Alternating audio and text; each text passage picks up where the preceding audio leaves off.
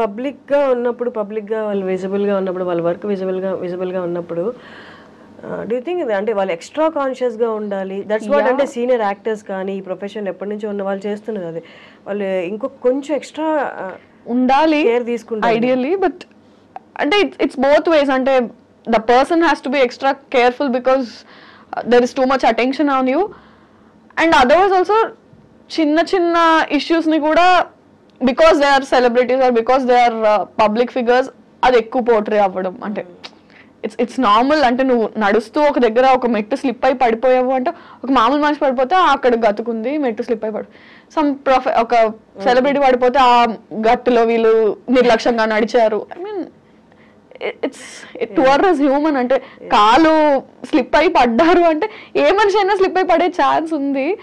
దాన్ని పబ్లిక్ ఫిగర్కి వచ్చినప్పుడు ఎక్కువ పోర్ట్రే చేస్తారు. నార్మల్ పర్సన్ అనేసరికి ఇట్స్ ఓకే, ఇట్స్ ఫైన్ అన్నట్టు ట్రీట్ చేస్తారు. Yeah, they have to be extra conscious and I think the people and media also have to little chill down. I mean వాళ్ళు మనుషులే కదా. కానీ మర్చిపోతున్నారు తప్పుల్ని కూడా. అంత ఎంత స్పీడ్గా పాపప్ అవుతున్నాయి అవన్నీ డైల్యూట్ అయిపోతుంది. సంహౌ పబ్లిక్ తో డైల్యూట్ అయిపోతుంది. కానీ వాళ్ళ పర్సనల్ లైఫ్స్ లో వాళ్ళ ఫ్యామిలీస్ మీద పడిన ట్రామా 4 రోజులే రచ్చ ఉండొచ్చు. బట్ ఆ 4 రోజులు ఫ్యామిలీ కానీ ఆ మనిషి కానీ పడిందంతా వీళ్ళు 4 రోజులు అయ్యాక మర్చిపోతారు. Today's newspaper tomorrow's waste paper అన్నట్టు ఉంటారు. కానీ ఆ ఫ్యామిలీ అండ్ ఆ పర్సన్ గో త్రూ అయింది సమ్ ఇయర్స్ టుగెదర్, వాళ్ళు అది క్యారీ చేస్తారు. somehow we forgot to be kind అనిపిస్తుంది నాకు. అదైతే అనిపిస్తుంది. అంటే ఇన్విజిబిలిటీ కదా కామెంట్స్ కానీ ఏదైనా అంటే ఐడెంటిటీ లేకుండా మాట్లాడేస్తున్నాం కానీ ఒక ఐడెంటిటీ ఉన్న మనిషి గురించి మాట్లాడుతున్నాం కదా, ద ఫర్గెటింగ్ ఇట్. అంతే, అది హక్ అనేసుకుంటున్నారు. ఏంటి ఫ్యూచర్ ప్లాన్స్ ఏంటి? హౌ యూ వాంట్ టేక్ ఇక్కడ నుంచి ఎలా వెళ్దామని, where you want see yourself? So definitely the same field, pursuing acting. నాకు ఇంకేం రాదు. అంటే అఫ్ కోర్స్ చదువుకున్నాను, జాబ్ వస్తుంది, కానీ నేను అది చేయాలనుకోవట్లేదు కాబట్టి ఇటు వచ్చాను. And yeah, films is what I'm aiming at. 5 years down the lane అంటే కొంచెం ఇయర్ ప్రొడక్టివ్గానే ఉంది. లాస్ట్ ఇయర్ కూడా ఇట్ వాస్ ప్రొడక్టివ్ ఎనఫ్. 2 సిరీస్లు హిట్ అండ్ ఆల్. సో కొంచెం హోప్ అయితే కనిపిస్తుంది. As long as somebody is not ready to stop me, I will go. Okay, మా అమ్మాయిలకి మేజర్గా వచ్చే క్వశ్చన్ ఈవెన్ ఐఎమ్ ఫేసింగ్, అందుకే ఈ క్వశ్చన్ అడుగుతున్నాను. ఎవరు ఎక్సెప్షనల్ కాదు కాబట్టి. పెళ్ళి ఎప్పుడు? తొందరే ఉంది, చేసుకున్నాం. ఎప్పుడొకప్పుడు తప్పదు. కానీ ఇంట్లో ప్రెషర్ లేదా? ఉంటుంది. అంటే ఉంటుంది కదా, ఇంట్లో ప్రెషర్ ఉండకపోతే వాళ్ళు కాకపోతే ఇంకెవరు ప్రెషర్ పెడతారు? ఇప్పుడు ఫాలో అయ్యే వాళ్ళే అడుగుతున్నప్పుడు ఇంట్లో వాళ్ళు కన్నవాళ్ళు అడగకుండా ఉంటుంది. చేద్దాం అంటే ఈవెన్చువలీ జరగాల్సిందే. ఎన్నో రోజులు మనం కూడా దాటేయలేము, జరుగుతుంది. కానీ ఈ ఇండస్ట్రీలో ఉన్నారంటే చాలా మంది అనుకుంటారు పొద్దున్న లేస్తే ఈవినింగ్ పడుకునే వరకు ఫోన్ నిండా ప్రపోజల్స్ అని అనుకుంటారు. కానీ it's completely opposite actually. But అంటే వాట్ ఈస్ యువర్ ఒపీనియన్? మీకు అంటే ప్రపోజల్స్ అంటే what do you consider as proposal? I love you is not a proposal. You see my content and they say I love your content, I'm ready to marry. That's not a proposal. I mean, that's not how you choose a person you want to stay with. Just because so and so person saw my content and said I like your content, I'm going to marry you. I don't know. దాన్ని మనం proposal లా consider చేయలేము కదా, చాలా aspects ఉంటాయి. But serious proposals ఇండస్ట్రీకి వచ్చాక ఉంటాయా? అది ఐ మీన్ అంటే అది కన్సిడర్ చేసే అంత పెద్దవి కాదు, ఇగ్నోర్ చేసే అంత చిన్నవి కాదు. బట్ అంటే మనకి ప్రపోజల్స్ కన్నా అరే కొంచెం ఆపర్చునిటీస్ ఏమైనా ఇప్పించవా, ఇవి నేను చూసుకుంటానులే, నాకు అది కావాలి, don't help me with this but help me with that. అంటే నీకు నేను కావాలని ఇది అడుగుతున్నా, నాకు అది కావాలి. సో కెరియర్లో ఆపర్చునిటీస్ ఏమైనా ఉంటే ఇప్పించు అన్నట్టు. బట్ ఇక్కడ ఉన్నప్పుడు పర్సనల్ లైఫ్, రిలేషన్షిప్స్ అనేది కొంచెం ఇబ్బందిగా ఉంటాయి కదా. ఇప్పుడు ఎక్కడ లేచి పరిగెట్టాలి, ఎక్కడికి వెళ్ళాలి, ఏం చేయాలి, నెక్స్ట్ ఏంటనేది ప్రెషర్ ఎక్కువ ఉంటుంది. వాళ్ళకి అంత టైం ఇవ్వలేదు. ఇక్కడ ఉన్న ఫీల్డ్లో ఉన్న వాళ్ళకి రిలేషన్షిప్ మెయింటైనింగ్ చాలా కష్టం అవుతుంది. ఇప్పుడు అదే అంటారు కదా, అంటే ఇంకోటికైతే నువ్వు తీసుకొచ్చి ఎక్స్ప్లెయిన్ చేసి you have to make them understand my field is this. నువ్వు చెప్పడంలోనే నీకు సగం టైం అయిపోతుంది. I mean some days or years into marriage, it will take time for you to explain them that okay na field inta idi how ante danike time ichukuntawa deenke time ichukuntawa. maximum marriage అనే topic ని మనందరం push చేయడానికి reason ఏముంటుందంటే అర్థం చేసుకునే person is very important. అంటే already అర్థం చేసుకోవడం ఇంకా కష్టం. అదే అంటే పాయింట్ ఏంటంటే నీకు ఆల్రెడీ నీ కెరియర్ వైజ్ నీ ఆపర్చునిటీస్ వైజ్ నీకు చాలా టెన్షన్స్ హజిల్స్ ఉంటాయి. At least marriage and relationship has to bring you peace. అక్కడ నువ్వు హజిల్ చేసి ఎక్స్ప్లెయిన్ చేసుకుంటే ఇక్కడ నువ్వు అంటే అరే ఎక్కడో దగ్గర కేవస్ లేకుండా పీస్ ఉండాలి కదా. మనం మాక్సిమం ఈ టాపిక్ ఎందుకు స్కిప్ చేయడానికి చూస్తాము అంటే నువ్వు ఎవరికి ఇది ఇలా ఉంటుందని ఎక్స్ప్లెయిన్ చేయలేవు. ఇంట్లో వాళ్ళకే ఎక్స్ప్లెయిన్ చేయడానికి ఇన్నేళ్ళు పట్టింది. Again new person you have to explain all this. But ఎందుకులే అనిపించింది కానీ తప్పదు, ఇన్ఎవిటబుల్. అంటే దాన్ని నువ్వు దాటేయాలనుకున్నా వాళ్ళు వేయనివ్వరు. అండ్ ఎక్కడో దగ్గర నువ్వు కాంప్రమైజ్ అవ్వాలి.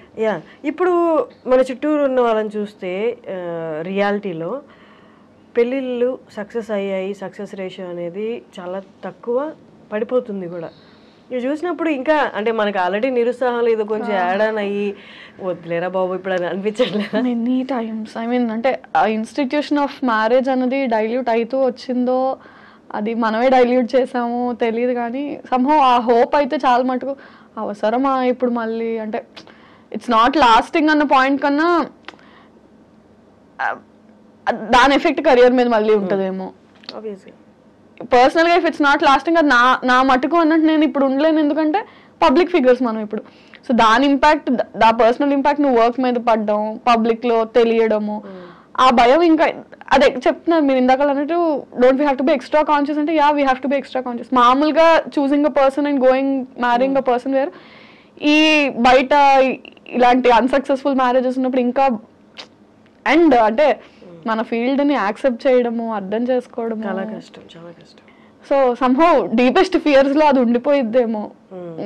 Until it's going to happen it's we're going to be scared of it అనిపిస్తుంది.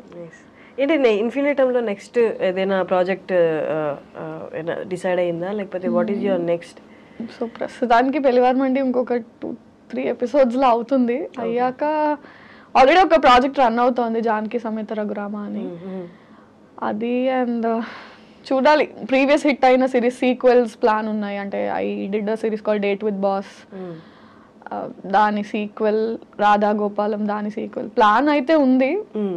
ఇంకా ఆడియన్స్ బట్టి వాళ్ళ రియాక్షన్స్ అంటే you can't keep on doing content with the same person. అంటే ఒకే కౌంటర్ పార్ట్ తో కంటెంట్ చేస్తున్నా సరే బోర్ అయిపోతారు.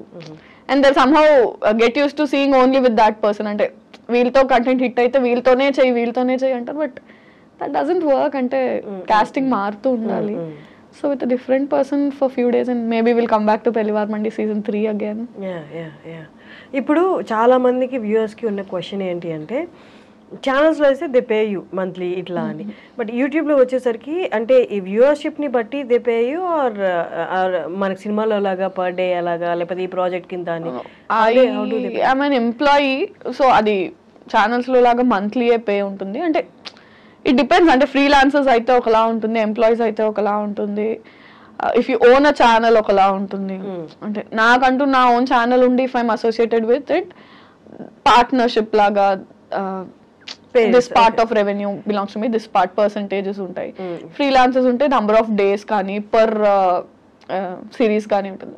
నేను ఎంప్లాయీని కాబట్టి నాకు అట్లే ఉంటుంది monthly. So number of videos per month అలా. So it depends on different people. Now that I'm associated with Infinitum, I'm an employee with Infinitum.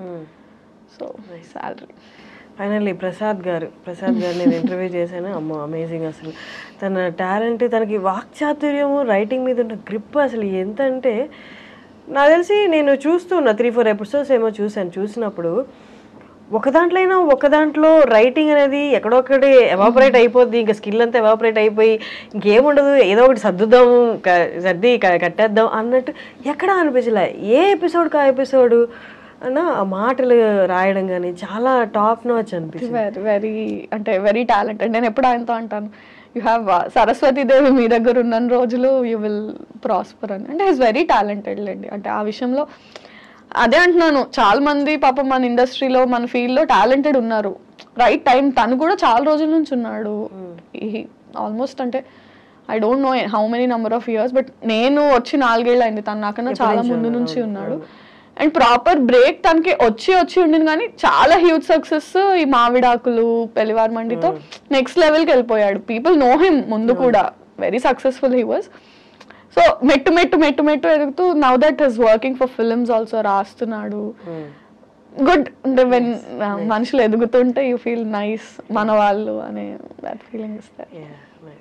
Normally ఒక యాక్టర్ మన స్టార్టింగ్లో కొంచెం రిలేటెడ్గా దీనికి మాట్లాడుకున్నాం, బట్ క్వశ్చన్ ఫార్మాట్లో ఇప్పుడు అడుగుతున్నాను.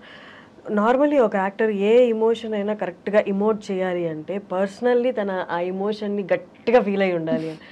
ఫర్ ఎగ్జాంపుల్ హ్యూమర్ రాసే వాళ్ళకి విపరీతమైన లైఫ్ హర్డిల్స్ ఇచ్చి ఉంటుంది అంటారు. అలాగా యాజ్ అన్ యాక్టర్గా నువ్వు ఫుల్ ఫ్లెడ్జ్డ్గా నువ్వు కనిపించాలి అంటే నీ యాక్షన్లో నువ్వు అన్ని ఇమోషన్స్ గో త్రూ అయి ఉండాలి అని. How far do you agree with that? Go through అయ్యి ఉండాలి అంటే యాజ్ పీపుల్ మనం అందరం గో త్రూ అవుతాం. అంటే యాక్టర్ కాకపోయినా ఫర్ ఎగ్జాంపుల్ ఒక కెమెరామ్యాన్ అయినా సరే ఏడుస్తాడు, నవ్వుతాడు, బాధపడతాడు, ఆనందపడతాడు. Every person goes through all emotions in his life. అంటే సో ఎందుకు జనాలు చూసి నచ్చుకుంటున్నారు అంటే వాళ్ళు ఆ సీన్లో ఏడ్చారు, యాక్టర్స్ ఏడ్చి చూపించారు, దానికి వాళ్ళు రిలేట్ అయ్యారు. So all of us go through all those emotions to perform them. అంటే ఆన్ స్క్రీన్ మీద నేను ఏడ్చినట్టు నవ్వినట్టు రియల్ లైఫ్లో అంత నవ్వకపోవచ్చు, అంత ఏడవకపోవచ్చేమో. కానీ acting is about making it loud and making people also feel along with you. అంటే అంత బిగ్గర్గాను అంత ఏడుస్తూనో నిజం లైఫ్లో మనం ఏడకపోవచ్చు, ఓ రూమ్లోకి వెళ్ళి ఎవరు చూడకుండా ఏడ్చేసి వస్తామేమో. But on screen if you're crying you have to make it so visible, so loud, so teary that people say అర్రే నిజంగా అందరం అలా ఆడవం. Acting is different. అంటే నీకున్న ఇమోషన్స్ ని ఒక 10x 20x చేసి మ్యాగ్నిఫై చేసి చూపిస్తాం మనం యాక్టింగ్ లో. అందరం అలాంటి ఇమోషన్స్ గో త్రూ అవుతామని లేదు. బట్ లైఫ్ లో career set backs and love breakups ఇవి చాలా యాడ్ అవుతాయి ఇమోషనల్ సీన్స్ ఇమోట్ చేయడానికి అంటారు.